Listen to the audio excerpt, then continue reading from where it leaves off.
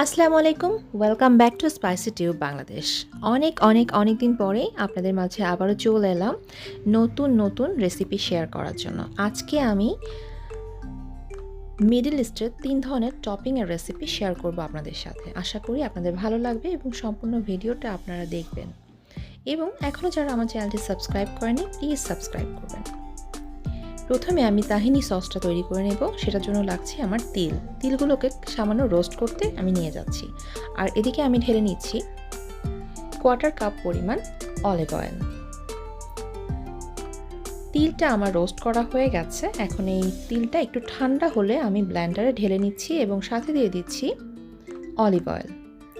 1/4 cup olive oil আমাদের এখানে লাগছে। তাহিনি সসটা কিন্তু মিডল ইস্টে ভীষণ ফেমাস একটা সস। এটা রুটি, নান সব কিছুর সাথে সার্ভ করা হয়। ব্যাস, তৈরি হয়ে গেল তাহিনি সস। এটাকে এখন এয়ারটাইট কন্টেনারে 1 সপ্তাহ থেকে 15 দিন পর্যন্ত আপনারা নর্মাল ফ্রিজে রাখতে পারেন। চলে যাচ্ছি নেক্সট রেসিপিতে। নেক্সট রেসিপি আমাদের থাকছে হুমুস। হুমুসটাও বেশ ফেমাস একটা টপিং। এটা তৈরি হয় চিকপি দিয়ে। কাবলি ছোলা এটা সারা রাত ভিজিয়ে রেখে আমি অল্প একটু লবণ দিয়ে সেদ্ধ করে নিয়েছি। সাথে লাগছে অলিভ অয়েল, আর লাগছে ঠান্ডা পানি এবং রসুন, লেবু। এই তো, চলুন শুরু করে দিই কীভাবে তৈরি করছি এই সসটা। তো প্রথমে আমি সেদ্ধ করে নেওয়া ছোলাগুলো নিয়ে নিচ্ছি।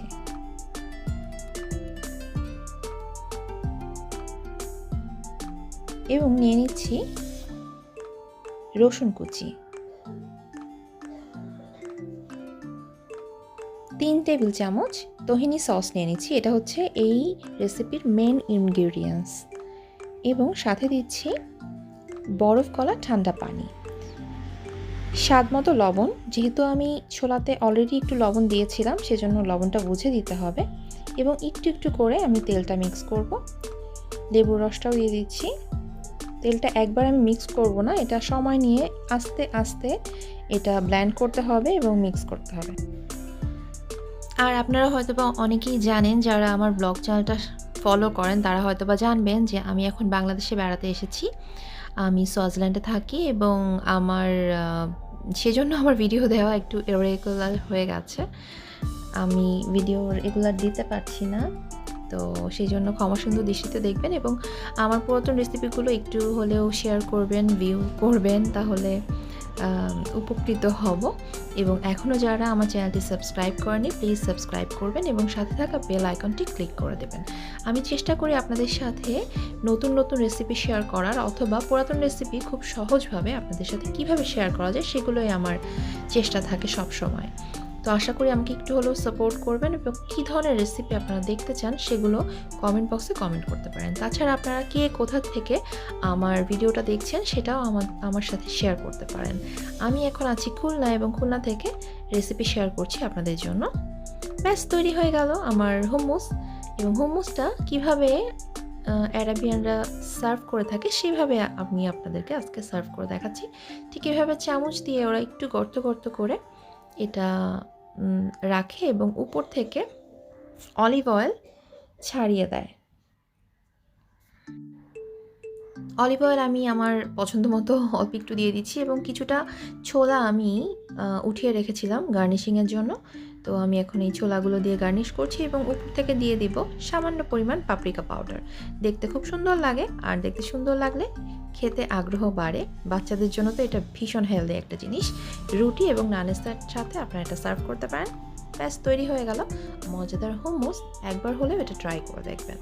আর কথা দিচ্ছি, একবার তৈরি করলে বারবার তৈরি করতে মন চাইবে। নেক্সট রেসিপিতে চলে যাচ্ছি, যেটার নাম হচ্ছে মুতাব্বেল। মুতাব্বেলটা মেনলি তৈরি হয় বেগুন দিয়ে। সেজন্য আমি মাঝারি সাইজের 2টো বেগুন নিয়ে নিয়েছি এবং মাঝ বরাবর কেটে নিচ্ছি।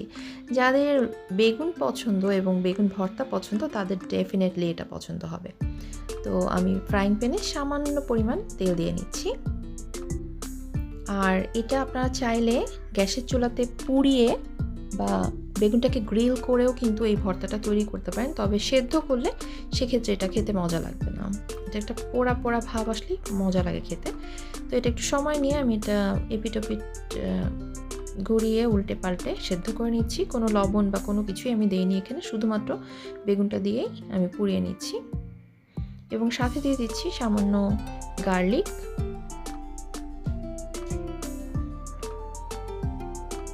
ব্যাস রেডি হয়ে গেছে এবং এগুলো আমি নামিয়ে নেব এবং এগুলোর খোসা আমি ফেলে দেব।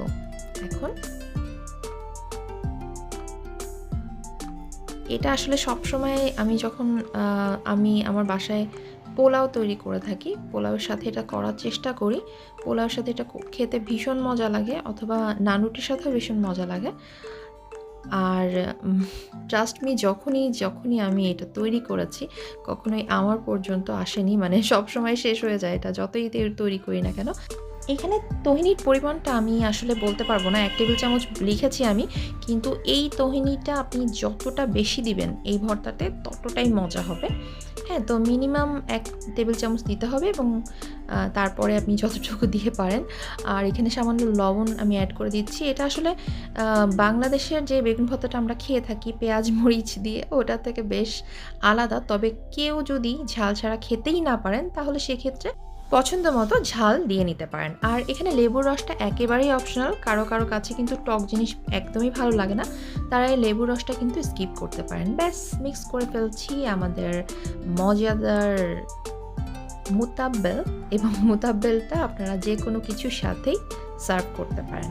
আশা করি আমার এই 3টি টপিংয়ের রেসিপি আপনাদের কাছে ভালো লেগেছে। ভালো লাগলে অবশ্যই আমার চ্যানেলটা সাবস্ক্রাইব করবেন এবং সাথে থাকা বেল আইকনটি ক্লিক করে দেবেন। দেখা হবে অন্য কোনো দিন অন্য কোনো রেসিপি নিয়ে, আবারও আপনাদের মাঝে হাজির হব। সেই পর্যন্ত আল্লাহ হাফেজ।